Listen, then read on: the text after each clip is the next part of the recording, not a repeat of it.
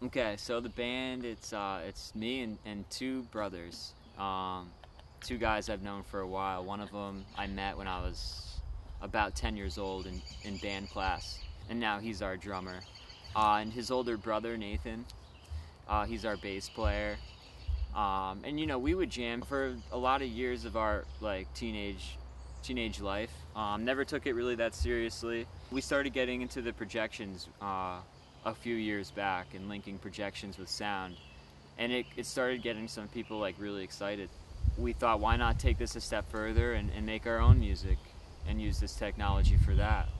It seemed like that was the biggest extent we could go with it. It was really our bass player who he came over one day and he saw the projections and me playing the keyboard, and he said, dude, we gotta start a band and use this stuff. Like, I haven't been this motivated to play music in a long time. And it was like kind of that was one of the defining moments for us, where I kind of looked at him and saw this like energy in him, and it kind of made me think that, you know what, maybe we are supposed to do this. And so, since that day, we've taken it really seriously and put a lot of time in, and it's allowed us, to put an album together now and see what we can do. So we wanted to come up with like a common theme for the 5 videos, and we thought it'd be cool to kind of create a subconscious connection of how colors and sound relate to each other.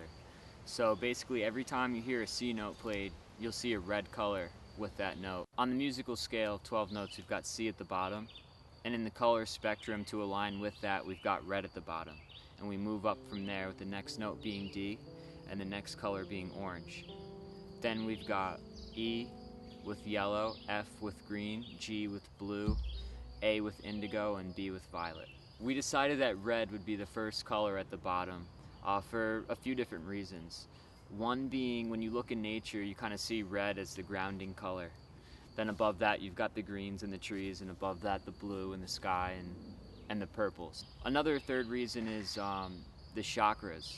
Chakras are usually, if there's any one common way they're organized, it's with the red grounding chakra at the bottom and the crown Aries chakra being violet at the top. Also, the chakras are usually organized with notes too, and they'll also subscribe to that same theory of having the grounding red chakra at the root being a C note and the airy one, violet, at the top being a B note. With the technology we use, we're able to project colors linked to the MIDI data of our keyboard.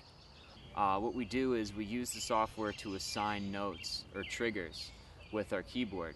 So we'll tell the software basically which videos we want to be triggered by which notes, and then the projector will just go ahead and flash those videos once the note's played on the keyboard. Then it allows us to go a step further and not only flash certain videos with certain notes, but to also map out what areas in the background we want to be flashed, linking multiple senses together in a synchronistic, subconscious type of way. It's one thing to be entertained by sound, and another when you can not only be entertained by sound and lights, but to link them together in such a close way that almost resembles how they work in nature, that can kind of create just another added dimension of experience. Usually we go to a concert, we'll hear the music, and we'll see the light shows, and they're awesome. And there's usually some type of relationship going on. But when you can really get in there and create a more tight-knitted relationship of colors to sound, it just adds that much more, I think, interest to the overall experience.